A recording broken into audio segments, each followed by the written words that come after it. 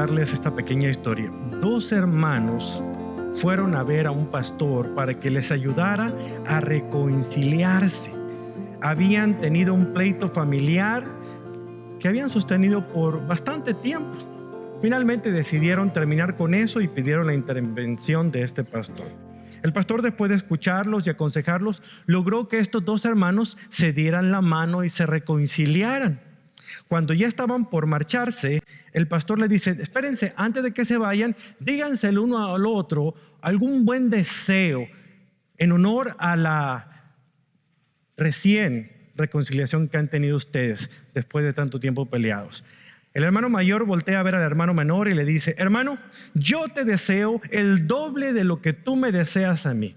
Y el hermano menor voltea a ver al pastor y dice: ya lo ve. Le dije, ya comenzó otra vez. ¿Quién sabe qué habrá pensado este hombre, verdad? Cuando nosotros hablamos de reconciliación, no podemos nosotros hacer a un lado una palabra que es extremadamente importante, y es la palabra perdón.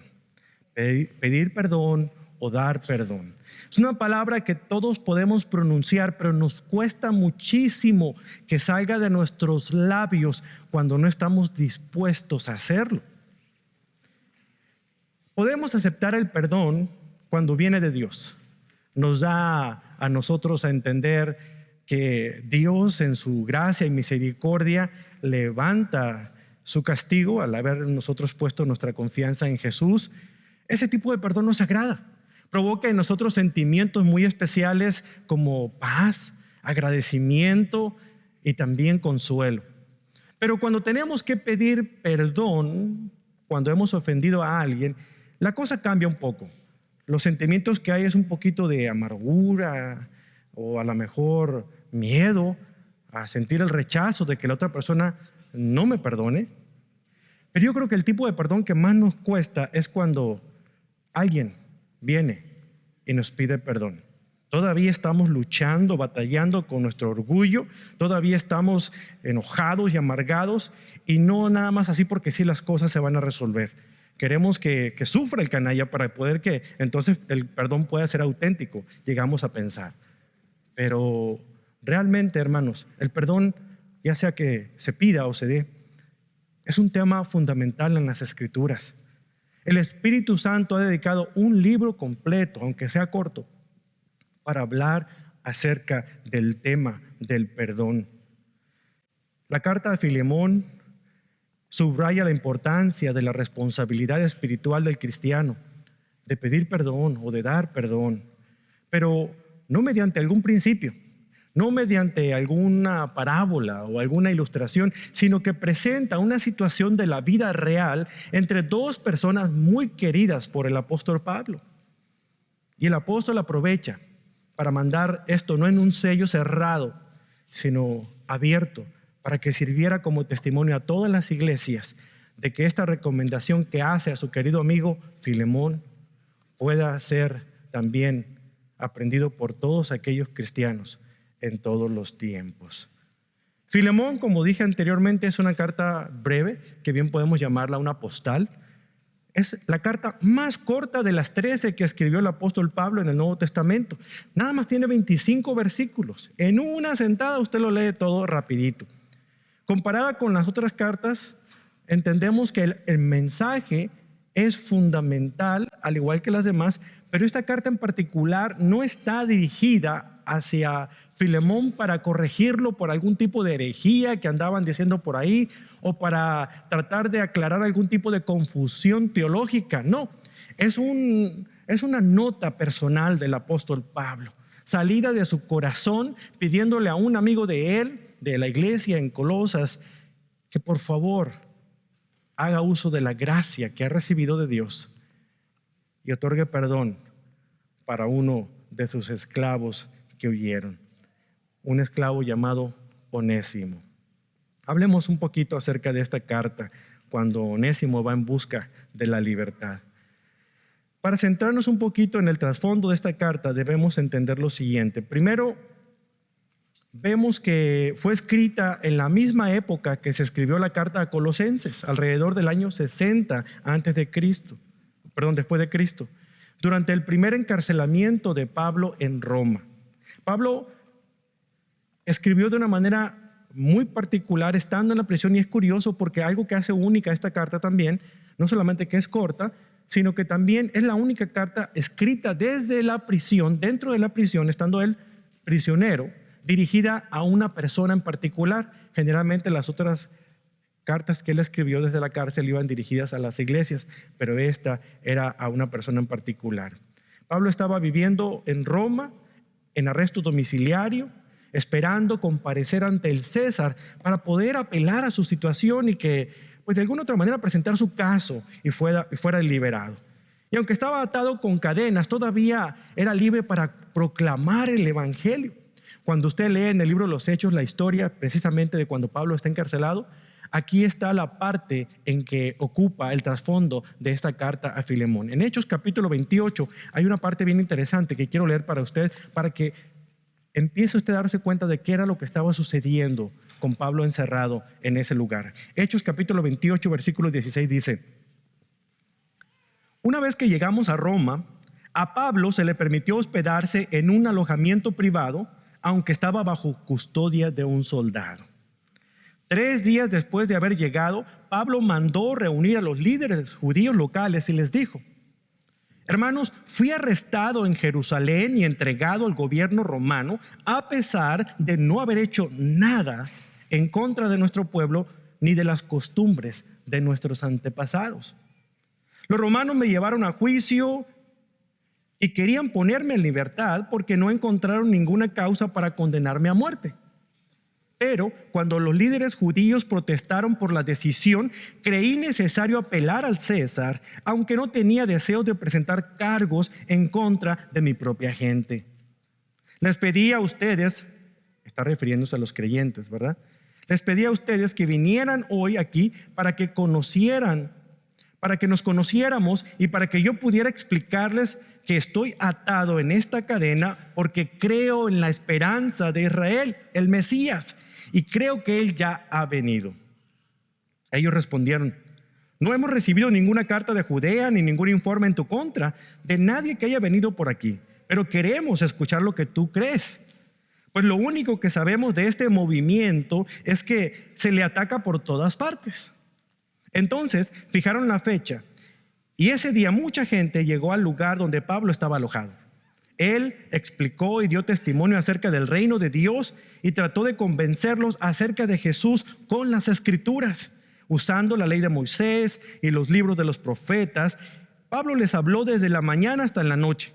Algunos se convencieron por las cosas que dijo, pero otros no creyeron.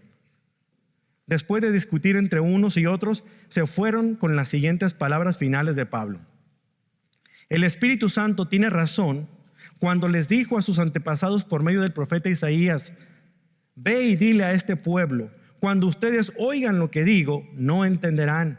Cuando vean lo que hago, no comprenderán. Pues el corazón de este pueblo está endurecido y sus oídos no pueden oír y han cerrado sus ojos. Así que sus ojos no pueden ver y sus oídos no me pueden oír y sus corazones no pueden entender y no pueden volver a mí para que yo los sane. Así, dice Pablo, que quiero que sepan que esta salvación de Dios también se ha ofrecido a los gentiles y ellos la aceptarán. Durante los 2 años siguientes, Pablo vivió en Roma pagando sus gastos él mismo. Recibía a todos los que lo visitaban y proclamaba con valentía el reino de Dios y enseñaba acerca del Señor Jesucristo, y nadie intentó detenerlo. El mensaje de Pablo estaba llegando incluso a los soldados. Los tenía como audiencia cautiva. Cambiaban la guardia de soldados y Pablo predicaba al nuevo soldado acerca de Cristo. Así es que por él encantado que le cambiaran de soldados 3 veces al día. 3 veces al día estaba compartiendo con ellos lo que conocía, lo que sabía acerca del Señor Jesucristo. No cabe duda, hermanos, la obra de Dios se realiza de manera tan misteriosa. Y muchas veces usa formas poco convencionales para que el evangelio llegue a los lugares menos esperados que podamos nosotros imaginar. En nuestro programa radial de Visión para Vivir, recibimos regularmente correspondencia, ya sea por correo convencional, correo electrónico, por las redes sociales, de muchas personas que nos dicen la manera como Dios ha utilizado el ministerio radial para impactar sus vidas. Muchos de ellos han entregado sus vidas a Cristo por lo que escuchan. Le animo, cuando tenga oportunidad y tenga acceso, en lugar de que pase 30 minutos en el Facebook, vaya a una página como Visión para Vivir para que vea y lea de estos testimonios, escuche el programa, interactúe, vea artículos que están disponibles para usted, para su crecimiento personal. Lo digo porque en los años que tengo en Visión para Vivir, a lo mejor nunca he hecho este comentario con usted y usted ni cuenta se había dado, pues, que tenemos tantos recursos disponibles para usted. No solamente usted, sino cualquier persona en el mundo a través del internet puede tener acceso a esto. Sus familiares en los países de origen de cada uno de ustedes pueden beneficiarse de un ministerio como este. Como es el caso de un hombre llamado José Manuel, que nos escucha casi todos los días desde una prisión en Suiza. José Manuel es guatemalteco. Por situaciones y dificultades, él terminó en la prisión allá en Suiza. Y un día unos hermanos también creyentes de Latinoamérica que viven en aquel lugar fueron a visitar la prisión y le llevaron con ellos una grabación del programa de Visión para Vivir para que él lo escuchara. Él le entregó su vida al Señor y desde entonces se escucha ahí en la prisión. José Manuel tiene derecho a una llamada telefónica a cualquier parte del mundo por semana. Una semana él llama a su familia en Guatemala y la siguiente semana él llama a la estación de radio de Visión para Vivir para hablar con el pastor o con quien sea que escuche, contarles los testimonios que él está viviendo, de la manera como comparte con otros presos acerca de las cosas que él aprende cada día a través de la palabra del Señor. Es tremendo que José Manuel, estando encerrado, tenga tanta libertad para compartir de Cristo y que muchos de nosotros que estamos libres por la calle estemos tan distraídos y encerrados en nuestra propia, no sé qué, manera de vivir, con tantos pendientes, con tantos quehaceres, o simple y sencillamente egoístamente viviendo para nosotros mismos y no tengamos tiempo de compartir las buenas noticias de salvación con alguien que podamos encontrar. El ejemplo de este hombre realmente me estimula, hermanos, él que escucha ahí, porque hay muchos José Manueles en muchas prisiones en los Estados Unidos y en Latinoamérica que escuchan un ministerio, que escuchan un programa como el que usted está escuchando en este momento a través de este mensaje, y ellos aceptan el reto de Dios de cambiar de vida, aunque sus circunstancias sean distintas. Yo les digo a esos José Manueles que no se desanimen. Sigan adelante, compañeros. El Cristo que les ha salvado también les ha hecho libres de la esclavitud del pecado. Y aunque estén físicamente presos, son libres para disfrutar de una vida victoriosa en Cristo. Gracias por recordarnos que aunque nosotros estamos gozando de libertad, muchas veces las cadenas de amargura nos aprisionan y dejamos de contar a otros las cosas grandes y maravillosas que Dios ha hecho en nuestras vidas. La esclavitud en el cristianismo del primer siglo era evidente. La carta a Filemón presenta el trasfondo, el telón de fondo de la esclavitud en ese tiempo, hermanos. Y es bien importante apreciar esto para poder comprender lo que encierra esta carta y la enseñanza hermosa del perdón y la gracia de Dios extendida hacia el ser humano y el perdón y la gracia del hombre extendida hacia el otro ser humano. Si no entendemos el trasfondo de esta carta, nos perderíamos de esta gran oportunidad, de este gran mensaje. Pero déjame darles algunos datos con respecto a la esclavitud del primer siglo. La esclavitud era parte de la vida cotidiana del mundo antiguo. Creció junto con el Estado romano hasta que transformó la base económica de la sociedad, aboliendo el trabajo libre y transfiriendo todo lo que tenía que ver con manualidades o el trabajo de la industria a manos de los esclavos. Durante el periodo de las guerras de conquista, la mayoría de los esclavos eran prisioneros de guerra, que eran llevados a los lugares de donde el ejército era originario para que ellos estuvieran haciendo las labores más pesadas. En la época en que fue escrito el Nuevo Testamento, en la época en que fue escrito el Nuevo Testamento, la mayoría de los esclavos ya habían nacido en esclavitud, así que ellos no conocían otra cosa mejor. La cifra de los esclavos, según los historiadores, alcanzaba 60 millones. Era más o menos un tercio de toda la población del Imperio Romano en este tiempo. De acuerdo a las leyes romanas, un esclavo no era un ser humano, no era una persona, era un objeto, era una propiedad, una herramienta viva en las manos de su dueño. El amo tenía el poder absoluto sobre los esclavos.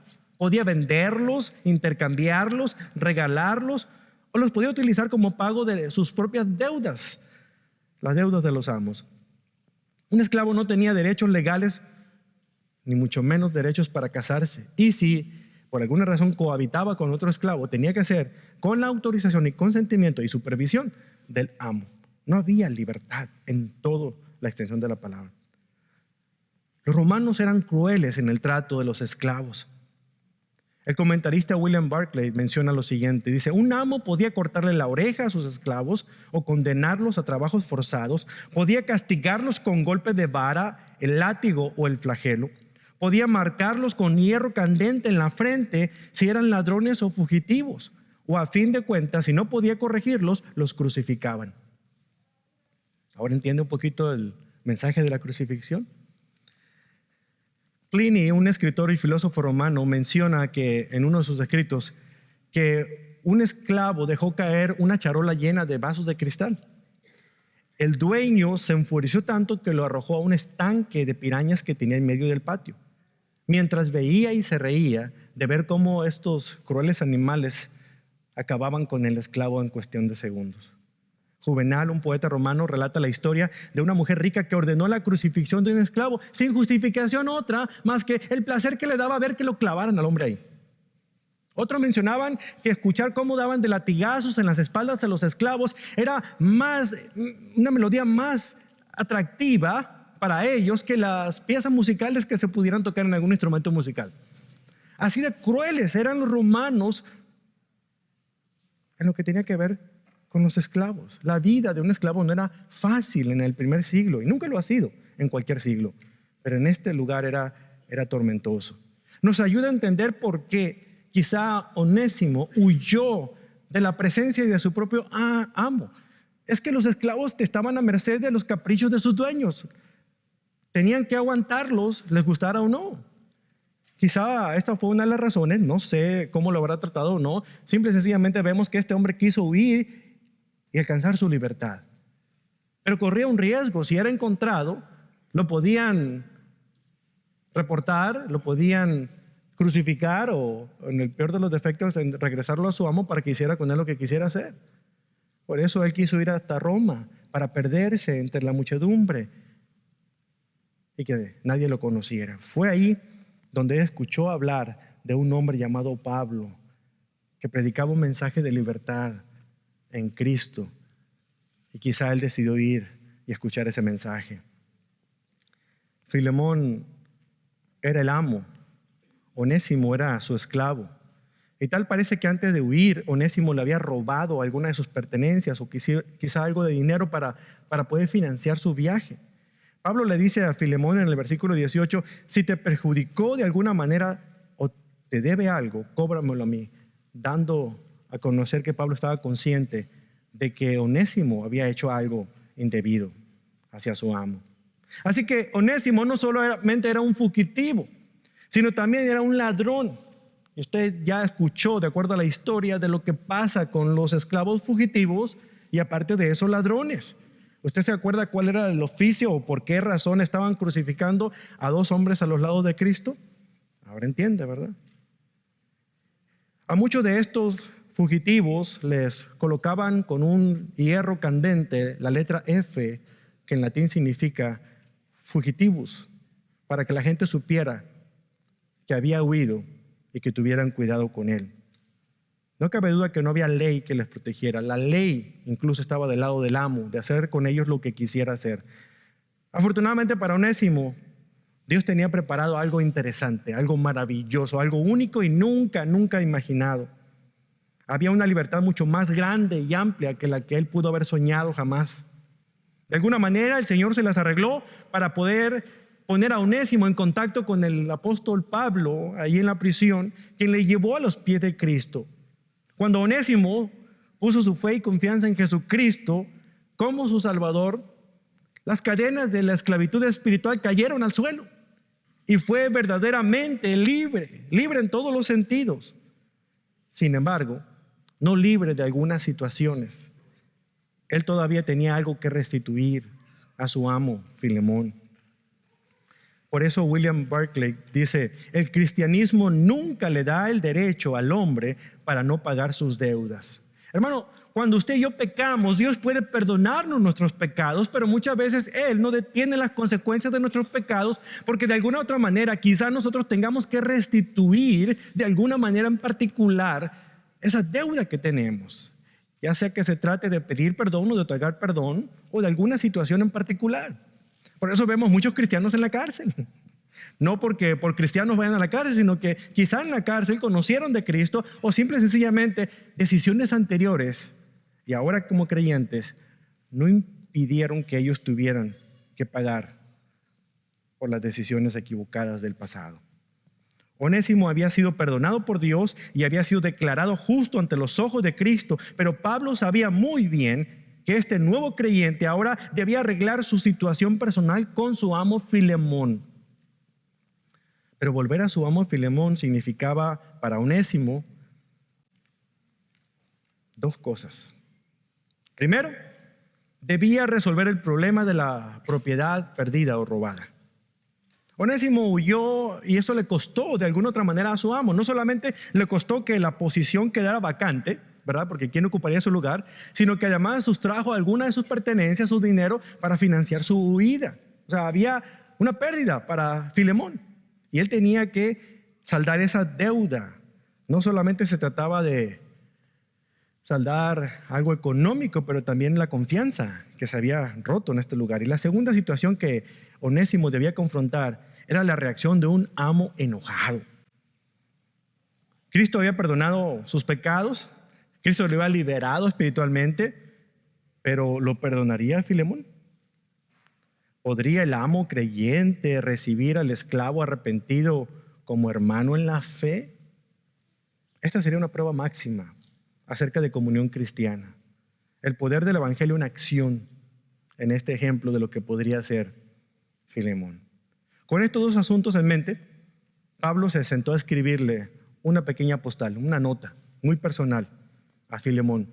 Y curiosamente la demanda con uno de sus más cercanos colaboradores, pero Onésimo va con él también. Así es que Onésimo hace acto de presencia mientras Filemón lee esta postal.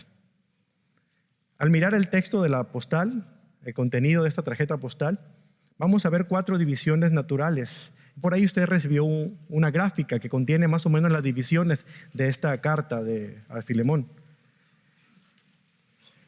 Consta de 4 partes, por ejemplo, un saludo, un elogio, una petición y una promesa. Así se divide, ese es el bosquejo natural de esta carta, para que usted pueda acordarse más o menos en dónde se encuentra en cada parte. Veamos cada una de ellas. Veamos el saludo, los primeros 3 versículos. Pablo saluda a Filemón y a los miembros de su familia, recordándoles de la gracia y de la paz que ellos han recibido por medio de Cristo. Fíjese cómo dice el versículo 1.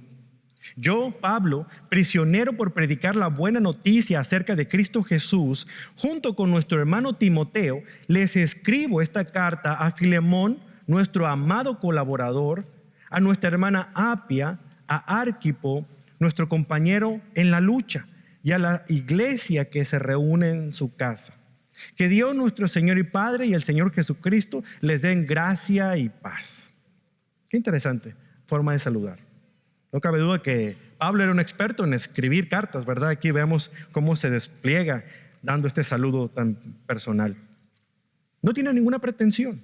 Pablo se describe a sí mismo no como el apóstol, ¿verdad? ¿Usted ha escuchado a alguien presentarse a sí mismo: con ustedes el apóstol fulano de tal? No, Pablo dice: yo soy simple y sencillamente un prisionero de Cristo. Había dedicado su vida a Cristo, al igual que también lo había hecho Filemón, su amigo, que al parecer también Filemón vino a conocer de las cosas de Dios, vino a conocer a Jesucristo como su Señor por el ministerio que Pablo había predicado, había hecho en ese lugar en Colosas donde eso era originario Filemón.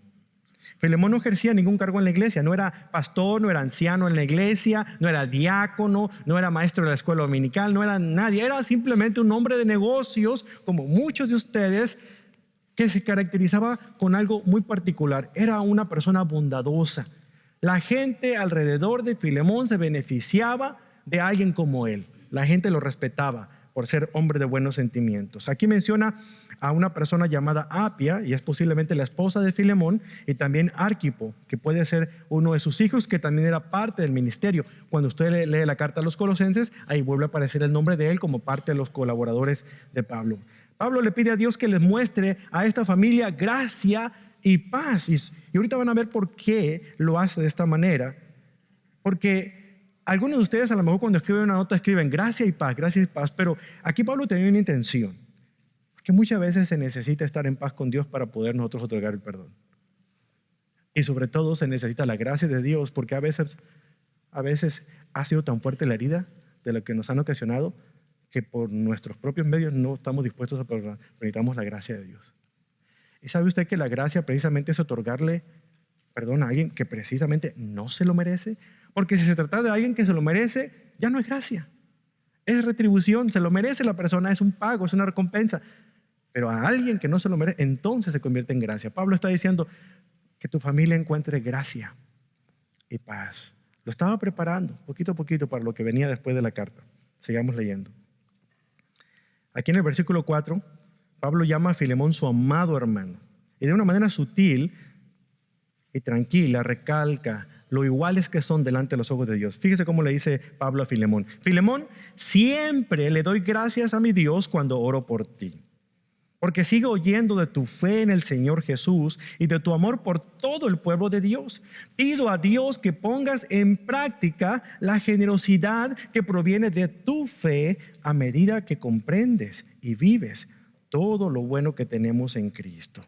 Hermano, tu amor me ha dado mucha alegría y consuelo, porque muchas veces tu bondad reanimó el corazón del pueblo de Dios. Qué hermosa manera de escribir de Pablo, ¿cierto? Aquí construye una base para las buenas relaciones con Filemón. Antes de plantearle la petición que tenía para él, decide no adularlo con estas palabras, pero al menos resaltar algunas características que hacen notar a una persona como Filemón. Entonces, apela a la norma más elevada que hay del cristiano, que es el amor. Y precisamente con ese amor con el que Dios le había perdonado a Filemón, Pablo comienza a presentar su petición después de elogiarlo aquí en el versículo 8. Fíjese cómo dice: por esta razón, dice, me atrevo a pedirte un favor. Pablo no pedía muchos favores a mucha gente, hermanos. Eran muy contados los casos en que pedía favores. A Timoteo le pidió el favor un día que antes de que llegara diciembre o el invierno, viniera y le trajera unos libros, y trajera a Juan Marcos con él. O sea, pocas veces vemos que él pedía favores. Aquí ya está una de esas pocas veces también. Él dice: quiero pedirte un favor. Podría exigírtelo en el nombre de Cristo porque es correcto que lo hagas, pero por amor prefiero simplemente pedirte el favor, porque es correcto.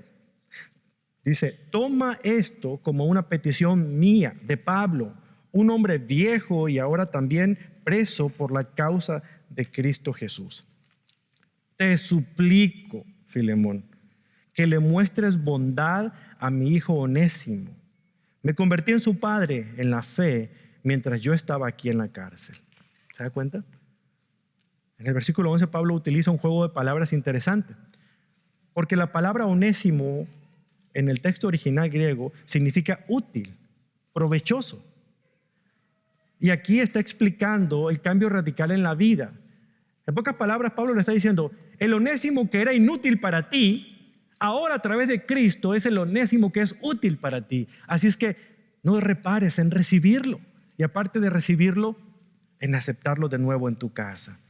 Dice el versículo 11: Onésimo no fue de mucha ayuda para ti en el pasado, pero ahora nos es muy útil a los dos, tanto a ti como a mí, Filemón. Entonces el cuadro de Filemón tenía en mente a un Onésimo útil, gracias a lo que Cristo ha hecho. Versículo 12: te lo envío de vuelta y con él va mi propio corazón. Quería retenerlo aquí conmigo mientras estoy en cadenas por predicar la buena noticia, y él me hubiera ayudado de tu parte. En otras palabras, yo sé que tú, Filemón, hubieras querido estar conmigo ayudándome aquí, pero no puedes. pero tu esclavo me está ayudando, así es que siéntete contento. Tú estás presente a través de tu propio esclavo, casi parafraseando a Pablo. Pero no quise hacer nada sin tu consentimiento. Preferí que ayudaras de buena gana y no por obligación. Parece que perdiste a Onésimo por un corto tiempo para que ahora pudieras tenerlo de regreso para siempre. Él ya no es como un esclavo para ti. Es más, es todavía mejor y más importante que un esclavo. Es un hermano amado especialmente para mí. Ahora será de más valor para ti como persona y como hermano en el Señor. Así que, Filemón, si me consideras tu compañero, recíbelo a él como me recibirías a mí. ¿Qué haría si usted fuera Filemón ante una carta así como Pablo? No le queda de otra, ¿verdad? En un sentido legal, Pablo pareciera, en cierta manera, hacer uso de alguna cláusula legal en cuanto al contrato, por decirlo así, de lo que estaba obligado o no un dueño de esclavos.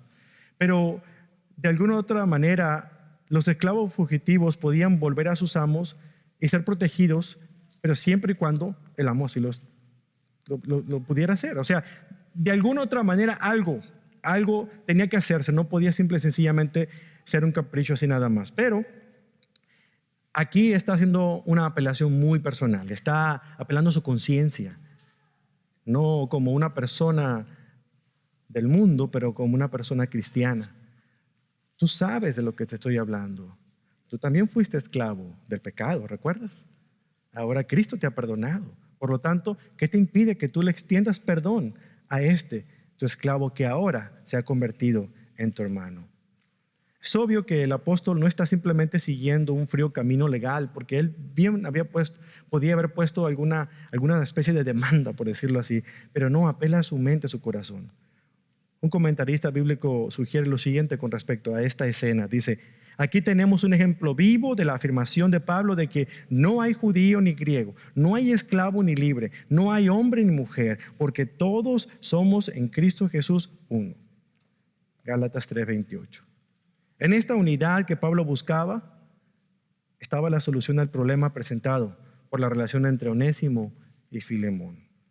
Algunas personas criticaron a Pablo al escribir de esta manera, porque de alguna otra manera no estaba condenando la esclavitud. ¿Cómo es posible que Pablo, el apóstol de la gracia, no estuviera condenando algo tan aberrante como era la esclavitud en ese tiempo?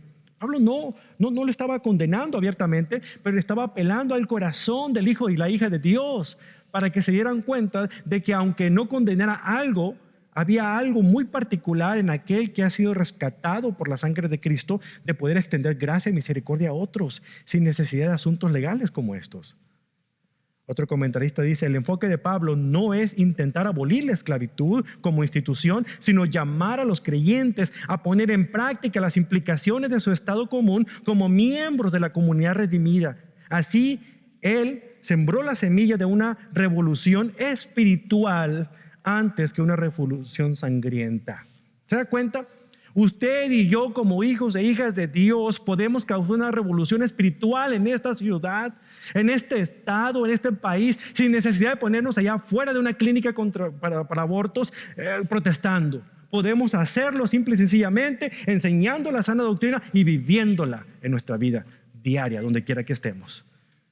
Una resistencia civil, quieta, callada, pero contundente, es de aquella persona que vive lo que cree y vive lo que predica, que es lo que está aquí diciendo Pablo.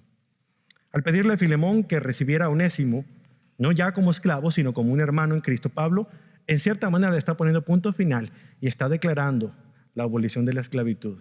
Todo por amor, por amor. Para Filemón, esto debió haberle causado una gran sorpresa. Pero para Pablo, el mensaje era claro y directo. La esclavitud no puede existir cuando existe un verdadero amor cristiano. Recibe a mi hijo Onésimo, a quien he engendrado en mis prisiones, dice Pablo. Y fíjese qué interesante, porque el recibir a una persona, el recibir al ofensor, es el primer paso en el proceso de perdonar a alguien. Cuando estamos dispuestos a darle a esa persona la oportunidad de que nos escuche, o de que los escuchemos, perdón, es el primer paso al perdón. Filemón tenía el deber de recibir de nuevo a su esclavo Onésimo. Esta fue la solicitud de perdón que Pablo estaba haciendo. Y lo hizo sobre tres bases claras. El comentarista John MacArthur lo pone de esta manera y me gusta lo que él dice. Dice, la razón por la que él solicitaba su perdón lo hizo bajo estas tres premisas. Primero, la primera es que Onésimo estaba arrepentido, genuinamente arrepentido. El hecho mismo de que Onésimo estuviera presente ante Filemón en el momento que se estaba leyendo esta carta mostraba su arrepentimiento. Número dos, Onésimo era una persona completamente transformada, ya había cambiado. Ya no era el Onésimo inútil de antes, era el Onésimo útil de hoy, porque Cristo lo había transformado. Y Pablo hace este juego de palabras. Como les dije anteriormente, Onésimo significa útil.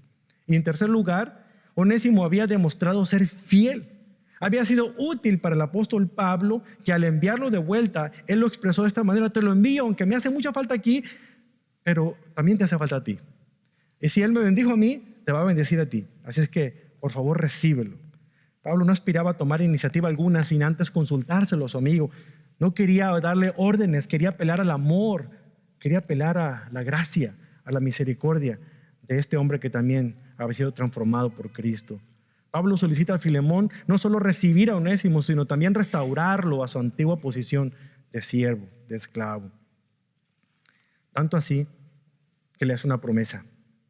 Promete pagar las deudas que le haya causado Onésimo a Filemón. Al decir esto, Pablo, como les dije anteriormente, una persona que no quería causarle molestias a nadie, ni económicas ni nada, debió haber tenido su guardadito por ahí para poder estar diciéndole, verdad, mira, lo que él te deba, yo te lo pago. Fíjese lo que dice el versículo 18. Si te perjudicó de alguna manera, o te debe algo, cóbramelo a mí. Yo, Pablo, escribo esto con mi propia mano. Es como si Pablo estuviera escribiendo un pagaré aquí. Yo te lo pagaré, dice. Y no mencionaré que tú me debes tu propia alma. Sí, mi hermano, te ruego que me hagas este favor por amor al Señor. Dame ese ánimo en Cristo. ¿Por qué le está diciendo esto el apóstol Pablo? Le está diciendo, acuérdate, chiquito, que el que te compartió del evangelio fui yo. Así es que me la debes. Mejor dicho, se la debes a Dios. Así es que, como tú, que has sido perdonado de todos tus pecados, de una deuda eterna que tenías con Dios, no eres capaz de perdonar una deuda menor a otro ser humano como este. ¿Quién te pone a ti en lugar de Dios? A veces no es esa la actitud que tomamos nosotros. No somos capaces de perdonar. El que la hace la paga. La ley del talión. Si Dios practicara la ley del talión con usted, hermano, usted no estuviera aquí en este momento. Porque el que la hace la paga. Ojo por ojo y diente por diente. A ver, sonríe, a ver si no se le ha caído uno. Realmente se nos ha perdonado una deuda mayor, ¿cierto? Entonces, con más razón, hermanos, ¿por qué nosotros no somos capaces de perdonar una deuda menor? De eso trata aquí el comentario del apóstol Pablo. La versión de la Biblia de las Américas traduce este pasaje: sí, hermano, permíteme disfrutar este beneficio de ti en el Señor. Recrea mi corazón en Cristo. Porque esa palabra beneficio aquí en el griego original significa favor. Ahora tú recibes también el mismo beneficio, pero benefíciame a mí al recibir a Onésimo de vuelta contigo. Pablo le está diciendo a Filemón: estoy bendiciéndote, estoy haciéndote un favor al enviarte a Onésimo, y así todas las deudas quedarán saldadas. A cambio, permite que yo me beneficie por tu buena disposición para perdonarle a él, así como tú has sido perdonado. Luego llega el versículo 21, donde Pablo se despide con una palabra de confianza de que Filemón hará lo que le dice.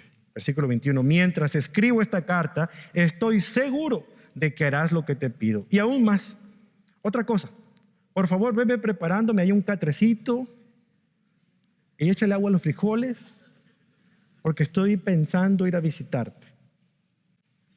No, dice, prepárame un cuarto de huéspedes, porque espero que Dios responda las oraciones de ustedes y me permita volver a visitarlos pronto. Epafras, mi compañero de prisión en Cristo Jesús, les manda saludos. También los saludan Marcos, Aristarco, Demas y Lucas, mis colaboradores. Pablo de alguna otra manera le está diciendo: sé que lo vas a perdonar, Y yo voy a ir para asegurarme que lo hagas. Quiero ser testigo ocular de que lo que estamos tratando aquí por medio de carta, lo realices de una manera clara, sencilla. Y le menciona estos nombres a estas personas. De alguna otra manera, son personas que Filemón conocía, colaboradores de Pablo, pero curiosamente, entre ellos menciona a un tal Marcos. ¿Sabe usted quién es este Marcos? Juan Marcos, el que escribió el Evangelio de Marcos, el que era primo de Bernabé, aquel que causó un problema entre Bernabé y Pablo. ¿Se acuerdan en el primer viaje misionero que hicieron? Cuando se les rajó a la primera y ya se regresó a su casa y dijo, mamá, te extraño mucho, y lo dejó ahí solos con las maletas. ¿Qué pasó? Pablo no quiso que volviera a acompañarlos y se llevó a cabo un pleito bien fuerte entre Bernabé y Pablo. Y miren ahora, aquí está este muchacho sirviendo palmo a palmo con el apóstol Pablo. Aquí están las segundas oportunidades. Y de alguna otra manera lo está mencionando aquí para decirle, Filemón, como cristianos tenemos que dar segundas oportunidades. Si yo, Pablo, le di una segunda oportunidad a Juan Marcos, ¿por qué tú no se la darás a Onésimo? ¿Se da cuenta? Como seguidores de Cristo tenemos que dar segundas, terceras, hasta cuartas oportunidades. ¿Cuántas veces, dijo el apóstol Pedro, cuántas veces, maestro, debo yo perdonar al que me ofende? ¿Hasta 7? Imagínense, la ley decía que nada más 3. La ley de Moisés decía que 3 veces podías perdonar al que te ofendía. Y él dice, ¿hasta 7? Me veo muy generoso. 4 más, 3 más, 4 más. Imagínense. No te digo 7, sino hasta 70 veces 7. Y no saque la cuenta, no saque la cuenta. Todas las veces que sean necesarias, debes estar dispuesto a perdonar al que te ofende. Wow, interesante, ¿verdad? ¿Cuál fue la respuesta de Filemón a esta carta? ¿Perdonó a Onésimo? Bueno, cuando ojeamos el correo del Nuevo Testamento, no encontramos evidencia tal. No hay. Pero cuando vemos las páginas de la historia, nos damos cuenta que algo interesante ocurrió. Uno de los padres de la iglesia, llamado Ignacio, en uno de sus escritos menciona el nombre de Onésimo. Pudiera ser o no este mismo. Vamos a dar el beneficio de la duda, suponiendo que haya sido este Onésimo, el esclavo fugitivo de Filemón. Él se refiere a él de la misma manera que se refirió el apóstol Pablo cuando dijo, él es Onésimo por nombre y Onésimo por naturaleza, el provechoso de Cristo, dice San Ignacio, refiriéndose a uno de los pastores, obispo de la iglesia en Éfeso. ¿Se da cuenta? ¿Cómo el perdón a alguien puede ocurrir cosas maravillosas e impensables? ¿Cómo darle la oportunidad a una persona, mostrarle gracia y misericordia, puede no solamente restituir una relación, sino también hacer que Dios magistralmente transforme esa vida para convertirla de provecho para la humanidad? Este es Dios, el que se encarga de lo malo, retomarlo todo para que todo coopere para bien para todos aquellos que lo aman a Él. De modo que sí, si este es Onésimo, aquí está haciendo referencia, aquel que antes era inútil, ahora era útil para la causa. Y al final le dice, que la gracia del Señor Jesucristo sea con el espíritu de cada uno de ustedes. Nuevamente, Filemón, gracias, hermano, gracias. Aunque no tengas ganas de perdonar, usa la gracia de Dios. No se lo merece, por eso se llama gracia, para que puedas tú perdonarle. Todos entramos en el reino de Dios por gracia, hermano. Nadie se lo merece. No por méritos propios, no por sus buenas obras, no porque usted lo que haga en la iglesia, por las mandas que prometa, no por las obras de caridad que usted haga. Vamos a entrar ante la presencia del Señor por pura gracia, como un regalo que no merecemos, dado por Dios, por medio de nuestra fe depositada en Cristo Jesús.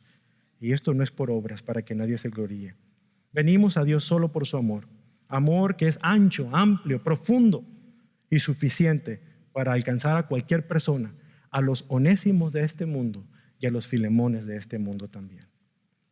Aunque esta antigua carta, tarjeta postal, está dirigida hace miles de años a un hombre llamado Filemón, ¿qué significa para nosotros hoy en día? ¿Qué podemos aprender de esta carta? 4 verdades que se va a llevar usted en esta mañana. Que cada cristiano fue una vez un esclavo fugitivo que huyó de aquel que nos compró.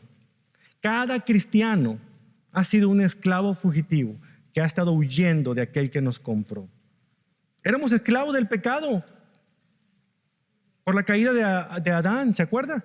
Huimos de Dios y nos descarriamos. Isaías 53:6 dice: todos nosotros nos hemos extraviado como ovejas, hemos dejado los caminos de Dios para seguir los nuestros. Sin embargo, el Señor puso sobre él los pecados de todos nosotros. ¿Se da cuenta?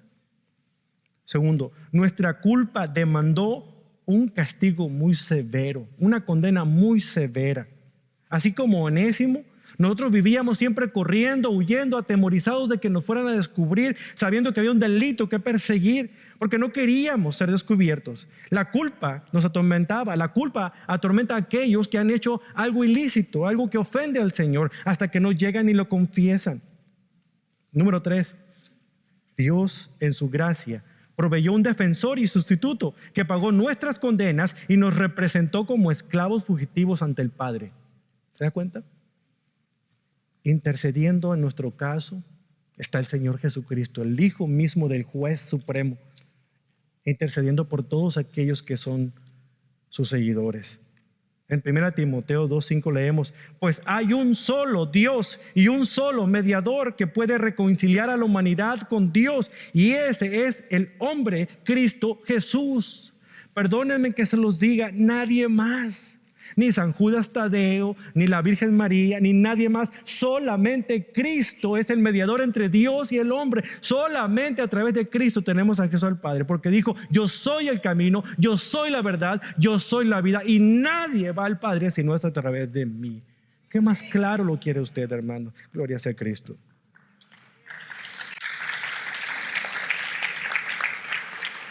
En Cristo somos libres. Cristo dijo: cárgalo a mi cuenta, cuando su sangre fue derramada en la cruz del Calvario. Pablo dijo en Colosenses 2: ustedes estaban muertos a causa de sus pecados y porque aún no les habían quitado la naturaleza pecaminosa, entonces Dios les dio vida en Cristo al perdonar nuestros pecados. Él anuló el acta de los cargos que había en nuestra contra y la eliminó clavándola en esa cruz.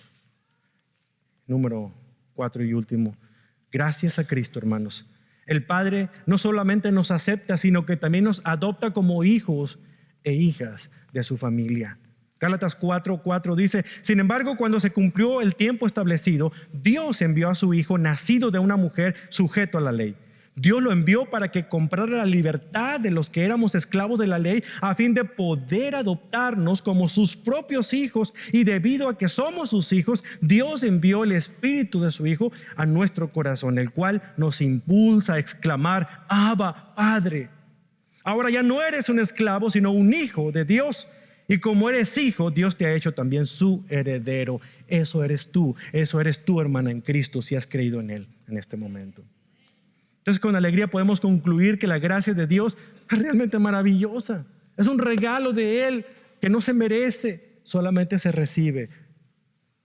Permítame decir esto al concluir. Todos los días, nosotros de alguna otra manera andamos como esclavos fugitivos. Si hay en nuestro corazón algo que no ha estado confesado, si tratamos de ocultarlo, el amo tirano, que es el pecado, nos está subyugando y recordándonos constantemente de qué manera seguimos esclavizados a sus deseos. Pero tenemos que recordar una cosa bien importante: que Cristo nos ha liberado. Él funge como ese sumo pontífice. ¿Sabe usted lo que significa esa palabra en latín? El puente más alto entre el ser humano y Dios. Él es el único y verdadero sumo pontífice y no hay otro más que Él. Él es el puente que permite que por medio de nuestra fe en Él vayamos hasta la presencia misma de Dios por medio de del perdón de nuestros pecados. Cuando hemos cometido errores, la historia de Onésimo y de Filemón debe traer una luz de esperanza para nosotros, de saber que por medio de lo que Cristo hizo en la cruz del Calvario, nosotros tenemos acceso de vuelta, tenemos la oportunidad de regresar de nuevo a la casa del Padre. Y en lugar de que Él nos reciba con una lista de todas las cosas que tenemos que pagarle o por qué pedirle perdón, Él simplemente extiende sus brazos para recibirnos. Él es el puente. Él ha construido el puente entre estos dos mundos, el mundo de Dios y el mundo nuestro. El salmista en el Salmo 86:5 dice: oh Señor, eres tan bueno, estás tan dispuesto a perdonar, tan lleno de amor inagotable para los que piden tu ayuda. ¿Usted le ha pedido ayuda a Dios? ¿Lo ha hecho? ¿O está usted como aquellos hermanos que en lugar de buscarse perdonar, hicieron lo impensable? Un granjero había dejado una heredad a sus 2 hijos. Había dividido esa granja en 2 partes iguales, grande extensión de tierra. Por X o Y razón, cuando el granjero muere, los hijos trabajaban juntos, araban juntos, cosechaban juntos, se prestaban maquinaria juntos, pero tuvieron un día un problema sin chiste, como suele suceder, y estos hermanos decidieron no hablarse por mucho tiempo. Uno de ellos, el hermano mayor, decidió hacer algo interesante. Decidió, en el llano entre una de las granjas y la de él, desviar el cauce del río para formar un arroyo lo suficientemente ancho para que no fuera fácil cruzar de un lado de la granja al otro. Cuando el hermano menor vio eso, pensó: sí, verá cómo me vengo de él. Justamente en ese momento, esa mañana, llega un carpintero y toca la puerta del hermano menor y le dice: Señor, yo fui amigo de su padre, siempre le hice trabajos a él y venía a ver si tenía alguna chambita para mí, algún trabajito para mí, ¿en qué le puedo ayudar? Fíjate que sí, ahorita que lo estoy pensando, tengo un trabajo para ti. Mira, ve toda esa madera que tengo ya apilada a un lado en ese granero. Quiero que me construyas una barda, un muro de 2,5 metros de altura entre esta granja y esa de allá. Yo no quiero ver a mi vecino. Bueno, es mi hermano, pues, pero no lo quiero ver. Así que construyame por aquí toda una barda de 2,5 metros de ancho. Voy al pueblo a comprar más provisiones y cuando venga, te pago. ¿Cómo lo hizo? Se va el hombre, el hermano menor, y el carpintero se pone a hacer su trabajo. Cuando llega el hermano menor del pueblo, ¿cuál es su sorpresa? Que se da cuenta que en lugar de construir un muro de 2,5 metros, lo que vio construido sobre el arroyo fue un puente maravilloso, con pasamanos, de una manera espectacular. El hombre estaba a punto de reclamarle al carpintero cuando ve que por el puente cruza el hermano mayor corriendo y con los brazos extendidos hacia el hermano menor diciendo: hermano, hermanito, tú sí que has demostrado ser un gran tipo. Mira que con lo que yo te hice, tú decidiste hacer un puente para reconciliarnos. Gracias, hermano. Y le dio un abrazo. En esas estaban cuando el carpintero empieza a recoger sus herramientas y ponerlas en su camioneta. Y el hermano menor le dice: a ver, espérese, no se vaya. Todavía tenemos mucho trabajo que darle. ¿Por qué no se queda unas cuantas semanas con nosotros? Tenemos muchas cosas que hacer juntos. Le dice: no, dice, mi trabajo aquí está terminado. Conocí a su padre. Sabía que esto era lo que él hubiera deseado. Ahora me voy porque todavía quedan muchos puentes que construir. ¿Qué es usted?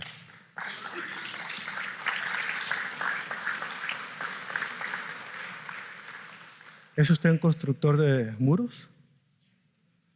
¿O es usted un constructor de puentes?